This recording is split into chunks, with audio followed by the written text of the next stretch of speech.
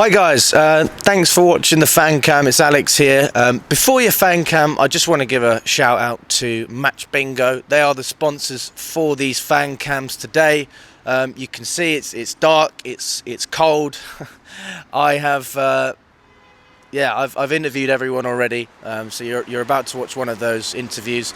If you haven't seen Match Bingo, guys, check them out. It's a fun way to have a bit of fun with your mates during a game. You won't be able to have much fun if you watch Chelsea generally, so if you are going to have a bit of fun, stick £2 on Match Bingo. It's capped, you can win up to £175. It's a really good bit of fun, and you are helping a charity as well. 35% of the money they make goes to the Stroke Association. Guys, if you haven't already, download Match Bingo, click the link below, and enjoy the rest of the video. Hello everyone from Chelsea Fan TV, my name is Alex. I'm standing outside Brentford, the stadium's in the background. Dan, I was sat next to you during that game. Look, we have a laugh, mate, we do have a laugh. I predicted 2-2, you didn't really expect much from this game either. And you know, we take the piss, don't we? We do take the piss, you know, Pochettino and all that. Even I will. No, you're not taking the piss on that. No, even I will say today, mate. Yeah. I mean, that was shocking. You know, from a managerial perspective, and people will say, "Oh, it's a draw. You didn't lose. We could have won that game. We could have easily won that game. We could have controlled the game." And you know, it just feels to me that this is the first game in my head that's clicked where I'm thinking, bloody hell, when are we actually going to get somewhere with this manager? We're not. Let's kill all hopes now, because I don't think we're going to get anywhere with him.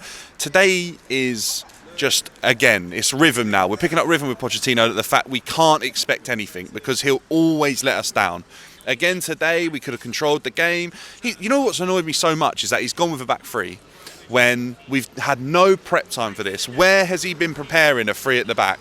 Because he kind of sprung it out of nowhere. The players haven't trained. They've been in recovery. We played Leeds on Wednesday night. So he's sprung a three at the back on these players probably yesterday.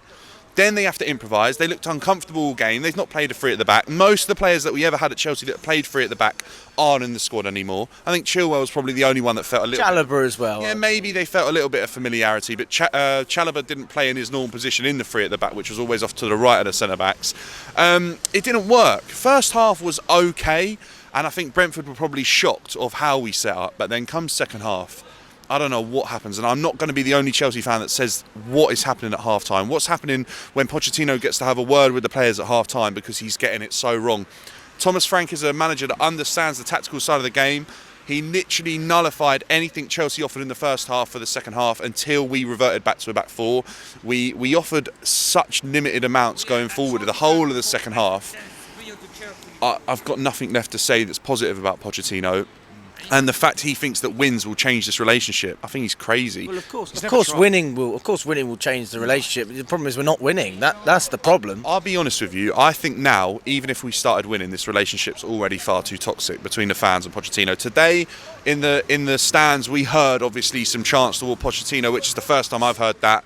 We heard cries of Roman Abramovich, cries of Jose Mourinho. This relationship's done. And you know what? He never even tried. He never tried with the fans. He's never tried. Even if we didn't win, he wasn't there clapping, saying, thank you for turning up today. He's never tried. And today as well, not even all of the players come out to say thank you. And sometimes I think they're probably having a bad day and they've had an awful game of football. Why do they want to come and say thank you to the fans? But it doesn't take much. It really doesn't. And I'm so disappointed with the football that was on display today. It's just we're going around in circles with this manager. Nothing is going to change until he changes. Well, yeah, I agree with a lot of your points. You know, what? There's two sides of the fence, isn't there? There's the people that despise Pochettino, because I actually don't think it's a dislike. I think it's a genuine hatred now. Yeah. At this point, you know, people on this channel, it's obvious. If you watch the channel, you know who likes Poch and who doesn't.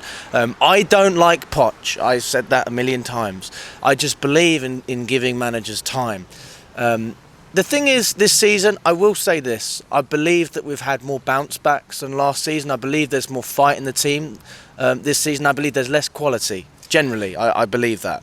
And that's where I get the little hope that I do have. But if you can't manage those players in a basic way, which is obvious, why is Mudryk not starting? Why? Mudryk isn't starting because he ain't good enough to start. He's had one good half of football this whole season. Maybe Palace at home, actually, he was okay. He ain't good enough, Alex. But the point still stands. He had a good game against Leeds. No, he had half a good game. Second half, he was awful. He didn't deserve to start off of the second half that he had against Leeds United. I can't understand the cries I was hearing for Mudryk to start that game of football today because he wasn't good enough against Leeds. Second half. Let me say this then. Maybe my point isn't getting across. Mudryk is a player we paid a lot of money for on potential. Pochettino's speciality is supposed to be bringing through potential. And one of the key signings in this project, which is obvious because of the money we spent for him, right? Caicedo's undroppable. Enzo's undroppable for those reasons alone, really, if you look at it. But Mudryk doesn't seem to get any momentum to be able to prove himself. He gets the odd game. Again, half a good game. That's absolutely fine. But why not give him a chance to then give the fans the opportunity to make their own view on it? Because if he flopped a few games, you'd understand why he was dropped. He's not even been given the chance. He has been given a chance. He's just never taken it. He had that game when he made his debut. I've said this so many times. We've never seen him get to that level since. Yes, he had a good first half against Leeds United. The second half was straight back to what we saw today. Today, he offered nothing. He come on in that 10 role that we saw him do well on Wednesday night against Leeds, and he's just offered nothing again. I just don't see the hype. And the reason Mudryk isn't getting that momentum is because Sterling occupies a similar position to him, and Sterling on those wages becomes undroppable. Sterling's obviously not started the game today because apparently he didn't train much. Apparently he's been unwell, which is fair enough. I actually thought, people boo Sterling, they get on his back all the time, but I actually thought he was okay today. He did make a positive impact. I know he didn't score that chance he probably should have done, but I don't mind Sterling at certain points, and I think he's a better player than Mudryk. I think people will disagree with that, but there's evidence to suggest that Sterling is a better player. Mudryk's got no evidence to back up this argument that people have about him. He doesn't even have evidence from a previous club, because it's 50 games in a weak league and some Champions League football. But doesn't that again come down to giving him a chance with consistent game time, consistent starts? He has to earn that chance. When he comes on, he's not offering anything. He's not doing enough. He'll take a touch. It's horrendous. It's not that you can see something. There's something in him. The only thing about Mudryk is because of his natural blessing of pace, he excites people because he'll get you off his seat because he can outpace a player, he can get past a player. But how many times do you see him take a touch that he can't even catch up to? How many times do you see him try and make a pass that is horrific and doesn't get to the destination it's meant to go to? The other night against Leeds was the first time I actually saw a different Mudryk. The Mudryk I've been waiting to see, and then in the second half, it was gone. So I don't have this argument to back up the point that he should be playing in this team. If I'm going to... And he, by the way, is never going to be the difference maker in this team. Even with that, he's never going to be a difference maker. He's not going to be the person that takes this team from mid-table to the Champions League places. Because that isn't going to happen. It's not going to happen with the manager currently. The manager is setting us up in a way that doesn't ever allow this team to generate enough chances for what it needs, right? You're saying this team's got less quality than last season. When I say that, I want to go with proven players. Right. Proven players. That on paper, that is quality, isn't it? I think you make an argument that can be backed up, right? I think you can back up your argument now. I'm not going to agree with you completely because I think there are some better players now, but I also think we had some good players that we let go.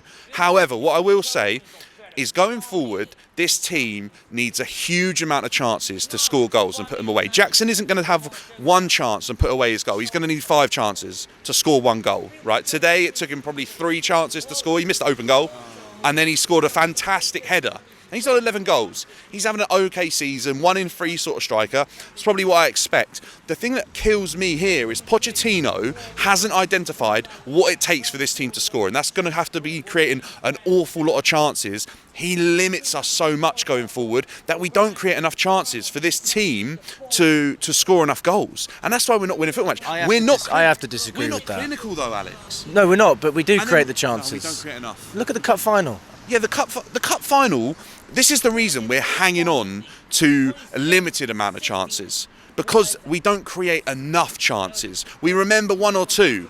If we draw this game today, like we have, people are going to be saying, oh, Jackson missed that chance, Sterling missed the chance. It's because we created, in, say, 70 minutes today, probably, I'm not sure on the numbers, but it wasn't many, compared to when he went back to 4 at the back, we probably created 4 or 5 chances, right? So it just shows that we aren't creating enough chances. And then today, against Brentford, who were there for the taking, he's gone 5 at the back and he's limited the chances we're creating even more. Yes, look, we are missing big chances. But because we're not that clinical, you have to keep creating more. And Pochettino's tactics, that are pretty much non-existent anyway, are not allowing us to have enough tactics, enough chances, to score enough goals. Because we're not clinical, you need way more chances than you can ever imagine. If you're clinical, you finish your chances on way less created. You know that, that's facts. That's what happens with the best clubs. That's what happens with Haaland, right? Obviously, Haaland's a dream and miles away from where Chelsea are at the moment, but Haaland doesn't need that many chances to score goals. Jackson needs 5. Jackson needs 5 to be sure of getting 1 goal. Then Cole Palmer, he needs more than 1 chance because we're seeing him miss chances now. Conor Gallagher, he missed chances. Cole Palmer, by the way, he has to work on that right foot. He is limiting his game. This kid could be world class and he is limiting his game without having that right foot, because there were times today when he could have gone on that right foot. There's opportunities there for him to create or to score and he doesn't have a right foot. And I love what he's done for Chelsea this season, but right foot is something that I think I think Cole Palmer has to work on. I really think that. I mean, Dan, I agree with a lot of what you're saying. I just finish off with your thoughts on the toxicity in the away end. I mean, what did you think about all that? I called it. I said if we lose at Wembley, the toxicity is going to rain down on Pochettino. It's going to rain down on this club. It's going to be a bad place to be. And you know what? Leeds, he was saved from that. I think he was.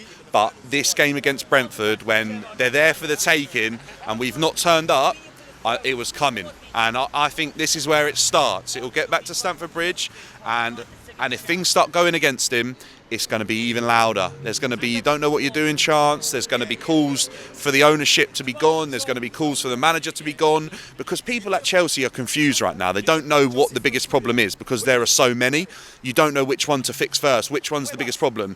The biggest problem and the thing that keeps the fans quiet is results, right? You have to get results. And that's why Pochettino's name is being called for. That's why they're telling him to F off. Because if you have wins, like you said, you build relationships. But even without wins, you have to do more for the fans. And he's never done that. And to be honest, the fans have every right to sing that, because he does not care about Chelsea's fans. And he's basically said that today in a post-match comment, basically saying that he's not worried about this relationship with the fans. He just thinks that wins are what saves it.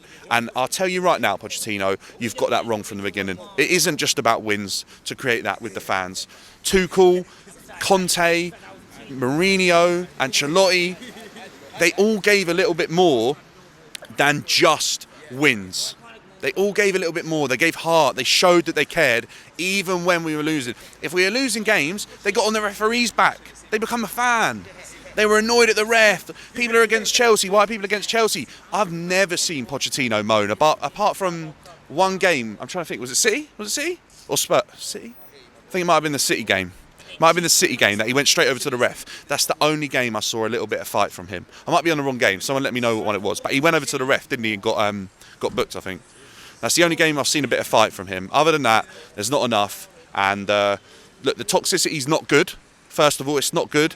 And what I will say, if fans are going to be toxic, you have to remember to back your team first. I think that's we'd probably agree on that, right? Is that as bad as it is, we've got to back the players. Even after those chants, I mean, we did chant straight away. Like we got back into it, didn't we? I don't disagree, but there will be fans that will get carried away. And it's important for the fans to remember that as toxic as we want to be towards the manager, we're all here to support the same cause, and that's Chelsea winning football matches. That's it, mate.